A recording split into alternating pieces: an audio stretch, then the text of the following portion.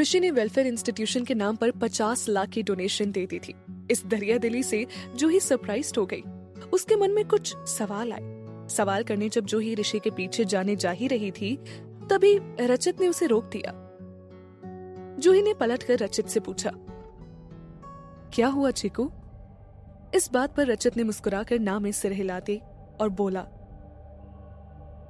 बात कुछ नहीं थी, बस यही कहना था कि तुम अपना ख्याल रखना। और हाँ, परसों तुम्हारे चोट के टांके कटने हैं, तो तुम आ जाओगी या मैं तुम्हें लेने आ जाऊं? जूही ने रचित के इस कंसर्न पर मुस्कुरा दिया। वो सोचने लगी, इसे वाकई मेरी सच्ची परवाह है, पर मैं बार बार इसे परेशान भी तो नहीं कर सकती। और ऋषि फिर से कुछ गलत ना समझ ले। वैसे भी हॉस्पिटल तो मैं इससे मिलूंगी ही, तो लेने आना रहने देती हूँ। जूही ने रचित से कहा, चीकू, तुम्हें मेरा कितना ख्याल है। थैंक यू, लेकिन तुम परेशान मत हो, मैं खुद आ जाऊंगी। रचित का मूड अब थोड़ा सैड था, इसलिए उसने भी जूही से ज्यादा जोर देकर रिक्वेस्ट नहीं की। जूही रचित से बाय बोलकर वहां से जाने लगी, पर जाते जाते उसने पलटकर रचित को आवाज दी, चीकू। जूही की आवाज सुनकर रचित रुक गया। उसने उम्मीद भरी नजरों से जूही की ओर देखा। जूही ने उससे कहा, रचित, तुम भी अपना ख्याल रखना और हम दोबारा यहाँ साथ में जरूर आएंगे। रचित ने मुस्कुराकर इस बात पर हाँ में सर हिला दिया। उसके दिल में फिर एक बार प्यार का लड्डू फूट चुका था। जूही आगे बढ़ गई, पर रचित वहीं अपनी जगह पर खड़ा उसे बस जाता देखता रह गया। बाहर जाते वक्त जूही सोच रही थी, ऋषि कहीं चला तो नहीं गया होगा, जल्दी जा जूही। जब जूही बाहर पहुंची तब ऋषि की कार स्टार्ट हो ही रही थी। जूही भागते हुए पहुंची और उसके शीशे पर नॉक करते हुए बोली, ऋषि। ऋषि ने धीमे से कार का शीशा नीचे कर दिया, मगर ना वो कार से नीचे उतरा और ना ही उसने जूही की तरफ देखा। पर अब जूही को ऋषि के गर्म ठंडे बिहेवियर की आदत पड़ चुकी थी। उसने ऋषि के एटीट्यूड को इग्नोर करते हुए कहा, थैंक यू। ये सुनकर ऋषि ने उसे देखते हुए स्टाइल से अपना एक आईब्रो ऊपर कर दिया और रुक कर कहा, आई एम गेटिंग लेट जूही। जूही ये सुनकर ऋषि की कार के कांच से दूर हट गई। उसके मन में ख्याल आया, लगता है ये अब भी मुझसे गुस्सा है। हाँ, मानती हूं मैंने कुछ ज्यादा बोल दिया, पर ऋषि ने भी तो कुछ कम नहीं सुनाया था मुझे। ऋषि ने जूही से तो कह दिया था कि उससे देर हो रही है, पर ड्राइवर से आगे जाने के लिए तो उसने भी नहीं कहा था। जब कुछ पलों तक भी जूही ने कुछ और नहीं कहा तो ऋषि ने जूही से खुद ही कहा, व्हाट? फिर उस डॉक्टर के बारे में सोचने लगी? ऋषि के ताने वापस से सुनकर जूही ने गहरी सांस ली। कंट्रोल जूही, तो यहाँ वापस से झगड़ा करने नहीं आई है। जूही इस वक्त अजीब से नखरे वाले फेसेस बना रही थी। इन्हें देखकर ऋषि की हंसी छूट गई। वो खिलखिला के हंस पड़ा। उसे इतना खुल के हंसता देख विनय का तो मुंह ही खुला रह गया। वो अपने बॉस को देख सोच रहा था, ओ माय गॉड, कहीं मेरी आंखें धोखा तो नहीं खा रही? जो इतने सालों से नहीं हुआ वो आज हो रहा है। मैंने आज तक सर को कभी अपने इमोशंस इतना खुलकर एक्सप्रेस करते हुए नहीं देखा। कुछ पल बाद जब ऋषि ने बड़ी मुश्किल से अपनी हंसी रोकी तो उसने देखा सब उसे ही देख रहे हैं। ये देखकर ऋषि ने ऑकवर्डली अपना गला साफ किया। तभी जूही एक बार फिर आई और ऋषि से बोली, मैं बस तुम्हें थैंक यू बोलना चाहती थी। जो कुछ भी तुमने बच्चों के लिए किया, इट मैटर्स अ लॉट, उनके लिए भी और मेरे लिए भी। ऋषि इस बात पर बड़ी शांति से उससे बोला, इट्स नो बिग डील, पर हाँ, तुम ज्यादा मत सोचो, तुम्हारे लिए नहीं किया है। उन बच्चों को खिलखिलाता देख ये बस अपने आप हो गया। जूही ने ऋषि की इस बात पर उससे कहा, वही तो, मैटर बस यही करता है कि अब उन बच्चों का ख्याल बहुत बेहतर ढंग से रखा जा सकेगा। फ्यूचर में वो तुम्हें याद करेंगे। उनकी जिंदगी में अब किसी चीज की कमी नहीं होगी। सो थैंक यू उनकी तरफ से। ऋषि ने आगे कुछ नहीं कहा तो जूही सोचने लगी, ओके जूही, तूने बोल दिया, गुड, अब निकल जल्दी से यहाँ से, इससे पहले कि कोई नई बहस शुरू हो जाए। लेकिन तभी ऋषि बोला, वैसे वो कुछ बोल पाता इससे पहले ही जूही हड़बड़ाते हुए बोली, हाँ बोलो ना, क्या कहना चाह रहे हो? ऋषि गहरी सांस लेकर उससे बोला, देखो, मेरा कोई लेना देना नहीं है इस डॉक्टर रचित के मैटर से, पर तुम इससे कुछ ज्यादा ही क्लोज नहीं हो रही हो? मतलब तुम्हारा बॉयफ्रेंड वो राहुल, उसे बुरा नहीं लगेगा? उससे तो तुम इतना प्यार करती थी कि कॉन्ट्रैक्ट में उसके लिए इन्वेस्टमेंट तक मांग लिया था। अब तो तुम शादी के बाद उससे पूछती भी नहीं। राहुल का नाम यूं अचानक सुनकर जूही सोच में पड़ गई। राहुल, वाकई कितने दिन हो गए जब से मैंने राहुल को याद नहीं किया। ये ऋषि को वो अचानक क्यों याद आ गया? मुझे लेकर इसके मन में क्या क्या चलता रहता है। कॉन्ट्रैक्ट ही सही, पर हमारी शादी तो हुई है, हमें कुछ टाइम तो साथ ही रहना है। इसलिए अच्छा होगा कि मैं इसे सच बता दूं, फिर मानना ना मानना इसकी मर्जी। ये सोचकर जूही ने ऋषि को अपनी जिंदगी का कड़वा सच बता दिया। राहुल, अब मेरा कोई बॉयफ्रेंड नहीं है ऋषि। शादी के पहले ही मैंने राहुल से ब्रेकअप कर लिया था। ऋषि ये सुनकर चौंक गया। उसके लिए ये बड़ी न्यूज थी। वो गहरी सोच में पड़ गया। मैंने जूही के बारे में सब कुछ पता लगवाया था, पता नहीं ये बात कैसे रह गई। इसने अपने बॉयफ्रेंड की कंपनी में मुझसे इन्वेस्टमेंट करा के उससे ब्रेकअप कर लिया। ऋषि जूही को कुछ पूछ पाता उससे पहले जूही बोल पड़ी। और रही बात चीकू की, तो अभी हमारे बीच में कुछ नहीं चल रहा है। हम सिर्फ अच्छे दोस्त हैं। मैं बस उसके साथ इतनी खुली हुई इसीलिए रहती हूँ क्योंकि वो मुझे बचपन से जानता है। हम तब से साथ खेले हैं, इतने दिनों बाद मिला है, तो मुझे वो दोस्त होने के नाते एक अलग कंफर्ट देता है।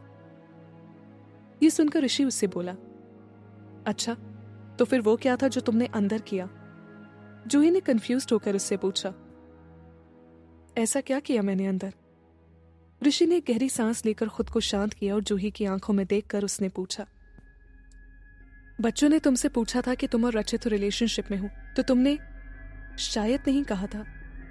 ये क्या मेरे साथ मजाक कर रही हो तुम? जूही इस बात पर हंस पड़ी। वो ऋषि से बोली, कम ऑन ऋषि, तुम अभी तक वहीं अटके हो। ऋषि जूही की हंसी पर चिढ़ गया। वो उससे बोला, what do you mean by अटके हो? तुमने खुद कहा था। अब टॉपिक मत चेंज करो और ये मत कहना कि बस ऐसे ही कह दिया था, मैंने तुम्हारी निगाहें देखी थी। जूही ने आसमान की तरफ देखकर अपनी आंखें बंद कर ली। उसने कहा, ओह गॉड। फिर जूही आंखें खोलकर ऋषि की ओर देखते हुए बोली, ऋषि, मैं तुम्हें सच सच बता दे रही हूँ। मुझे लगा नहीं था कि मैं तुम्हें बताऊंगी, पर अब तुम फोर्स कर रहे हो, इसीलिए सब कह देती हूँ। जब मैंने वहां बच्चों के सामने शायद कहा तो मेरा मतलब हमारे प्रेजेंट से नहीं था। मैं सोच रही थी कि शायद फ्यूचर में कभी मैं और चीकू साथ हो सकते हैं। तुम ही बताओ मुझे, जब तुम्हारा और मेरा कॉन्ट्रैक्ट खत्म हो जाएगा तो मैं कहाँ जाऊंगी? मेरा ना अब कोई परिवार है और ना कुछ। कम से कम बाद में सुकून से तो रह पाऊंगी मैं। वो शायद सिर्फ इसीलिए कहा गया था। और दूसरी बात, he is a boy and my friend. तो ऐसे बॉयफ्रेंड होने में तुम्हें क्यों तकलीफ हो रही है? ऋषि को जूही की ये बातें कहीं ना कहीं चुभ रही थी। उसने खींचते हुए जूही से कहा, तुम्हें ये तुम्हारा चीकू इतना पसंद है क्या? जूही ऋषि की बात से उसकी चिढ़ को नहीं समझ पाई। वो धीमे से नीचे सर झुकाकर बोली, I don't know, it's just that अगर इस दुनिया में माँ के बाद बचपन में कोई मेरी परवाह करता था तो वो बस चीकू ही था। आज भी वो काफी हद तक वैसा ही है, इसीलिए मैं उसके साथ वापस बच्ची बन जाती हूँ। ये सब सुनते हुए ऋषि मन ही मन बड़बड़ा रहा था। अच्छा सही, तुम्हारे प्यारे चीकू के अलावा कहाँ कोई तुम्हारी परवाह करता है? मैंने जो वो शेयर्स जूही इंडस्ट्रीज के तुम्हारे नाम करवाए वो तो कुछ था ही नहीं। और तुम्हारे पापा के मेडिकल बिल्स किसने भरे? तुम्हारे पापा का केस इन्वेस्टिगेट करवाने में किसने तुम्हारी हेल्प की थी? और हाँ, तुम्हारी सेफ्टी के लिए किसने बॉडीगार्ड रखे? ये सब किसने किया? बताओ, तुम्हारे प्यारे चीकू ने या मैंने? भलाई का तो कोई समाना ही नहीं है और ये बच्ची उसके साथ बन जाती है, जबकि ख्याल इनके बाप की तरह मैं रख रहा हूं। फिर ऋषि ने जूही से इरिटेटेड होकर कहा, ओके बस, I am not interested in your matters. तुम्हें जो करना है तुम करो, तुम्हें जिसके साथ रहना है तुम बस रहो। बस दुनिया के सामने कुछ भी नहीं आना चाहिए। जैसे आज मुझे तुम्हारे और डॉक्टर रचित के बारे में रिया से पता चला, जैसे मुझे पता चला वैसे बाकियों को भी पता चल सकता है। सिंघानियाज की इमेज के लिए ये शादी हुई है। अपने बचपने में टर्म्स एंड कंडीशंस मत भूलना, वरना ये सब बहुत महंगा पड़ जाएगा। जूही ऋषि से टर्म्स एंड कंडीशंस की धमकी सुनकर जरा भी शॉक्ड नहीं हुई। वो मन में बड़बड़ाई, ये सब फिर रिया का किया कराया है। जरूर उसने ऋषि के कान भर दिए हैं। और कोई काम नहीं है क्या इसे? जब नहीं तब मेरे लिए प्रॉब्लम सी क्रिएट करती रहती है नीना पांडे की ये बेटी। जूही किसी अच्छे बच्चे की तरह अपना सर झुकाकर ऋषि से बोली, हाँ ऋषि, अच्छे से समझती हूं मैं, तुम्हारी भी मजबूरियां हैं। और वैसे भी अगर मैं कभी चीकू के साथ फ्यूचर में होती हूँ तो वो कॉन्ट्रैक्ट खत्म होने के बाद ही होगा। तुमने मुझ पे इतने एहसान कर दिए हैं कि तुम्हें धोखा देने के लिए मेरा दिल कभी गवाही नहीं देगा। और रही बात चीकू की, तो वो अभी हमारे रिश्ते का सच जानता भी नहीं।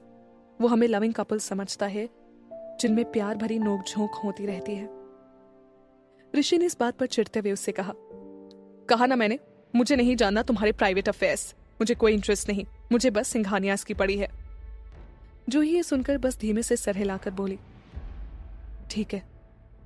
जूही को ऐसे सर झुकाए खड़ा देख ऋषि ने इरिटेटेड होकर कहा, अब ऐसे मेरे सामने क्यों खड़ी हो, जाओ अपने बचपन के दोस्त के पास अंदर। जूही शायद ऋषि की टॉन्ट को समझ नहीं पाई, इसलिए उसने सीधा जवाब देते हुए कहा, पर वो चीकू को लगा कि तुम जेलस हो, इसलिए उसने मुझे यहाँ तुम्हें मनाने के लिए कहा। जूही की बात पर ऋषि सरकास्टिकली उस पर हंसते हुए बोला, जेलस मैं? तुम ज्यादा। ऋषि अपनी बात पूरी करता उससे पहले ही जूही बोली, नहीं हूं, मुझे पता है तुम कहाँ जेलस होगे, पर चीकू को हमारा रिश्ता असली लगता है ना, और अगर मैं अभी वापस गई तो उसे शक हो जाएगा। जूही ने फिर कुछ रुक कर झिझकते हुए पूछा, क्या मुझे घर तक छोड़ दोगे तुम?